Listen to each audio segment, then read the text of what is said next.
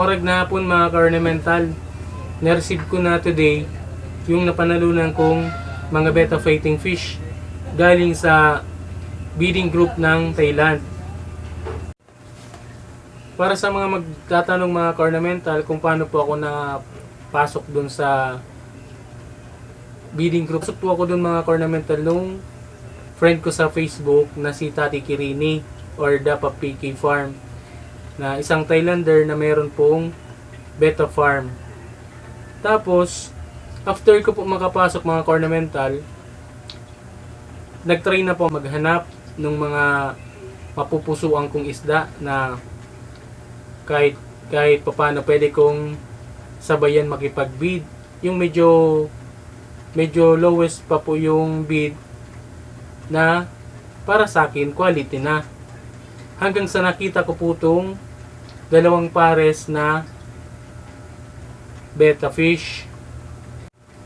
Priority ko nga pala itong mga ornamental kasi pair na. Kasi yun yung talagang objective ko kung bakit po ako nakipag-bid, is para po makakuha ng breeding materials. Kung may lumabas naman po dito mga ornamental na mga show grade or show grade, para sa akin bonus na lang po yun. Kaya yun, talagang pinursigi ko po siyang makuha. Then after ko po mga ornamental na manalo, or after na i-declare ako ng bidder na ako yung winner, nag PM na po sa akin yung bidder, yung mismong nag-post. Then nag-usap po kami mga ornamental kung paano po yung transaction ng payment.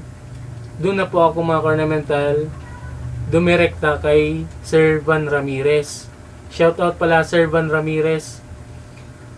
Sa mga di nakakaalam mga ornamental, si Sir Van Ramirez,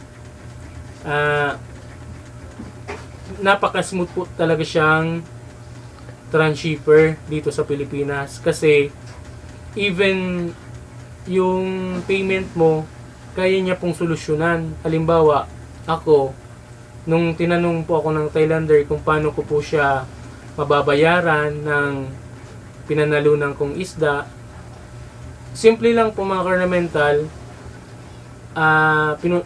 piniem ko po si Sir Van, tapos nakisuyo po ako mga ornamental na yung payment ko po, idadaan ko na lang po sa kanya. Kasi Sir Van po talaga mga ornamental, siya po may access na mag-transfer ng pera natin through bank account nung Thailander.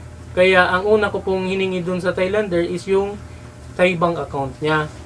Then after po na mai-transfer ni Sir Van yung payment ko po, sinend ko na po kay Donut Beta yung slip na nagpapatunay na paid na po ako sa napanalunan kong isda. Then, after nun mga ornamental, yun, September 23, shinip na po to mga ornamental from Thailand to Manila. Tapos, mga ornamental, 24, shinip na rin po to sa akin ni Kuya Jake si Lebanod Lodnab, kasi may kasama po to mga ornamental na gold label flower horn fry. Yun nga po yung mga ornamental yung dahilan kung bakit di ko po na naipakita sa inyo yung pag-unbox nito. Ito na lang po dito sa harapan ko mga ornamental yung mga beta. Kasi yung mga flower horn fry, yun na po yung inuna kong bigyan pansin, kasi medyo stress na po yung mga fry. Medyo mal pa naman po mga ornamental. Tapos itong mga beta, siya pinanghuli ko po kasi alam ko naman na matatag yung mga resistensya ng mga beta kahit nasa loob ng plastic. So ayun mga ornamental, papasilip ko na sa inyo mga ornamental kung ano po tong mga beta fish na napanalunan ko.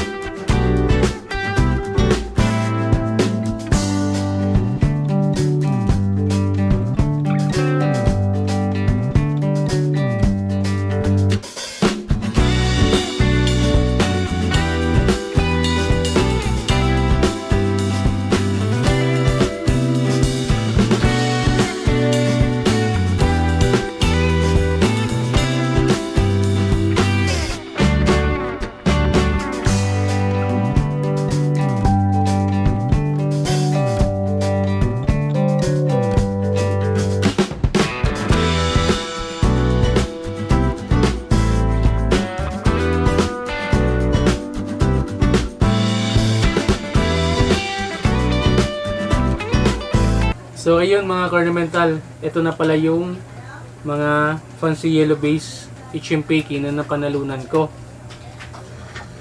Looking forward po sa magiging output nila. Kaya after nito po mga ornamental, i-condition ko na sila for almost kahit po mga 2 weeks lang po na conditioning. Then papakita ko na lang po sa inyo mga ornamental yung magiging output nila. Shoutout po sa pinsang ko si Shane Bandol. Like and subscribe naman po mga ornamental sa YouTube channel niya. So ngayon, hanggang dito na lang po muna mga ornamental. Maraming salamat sa panunood. At paki-like and share na rin po mga ornamental. Maraming salamat. Hanggang sa muli.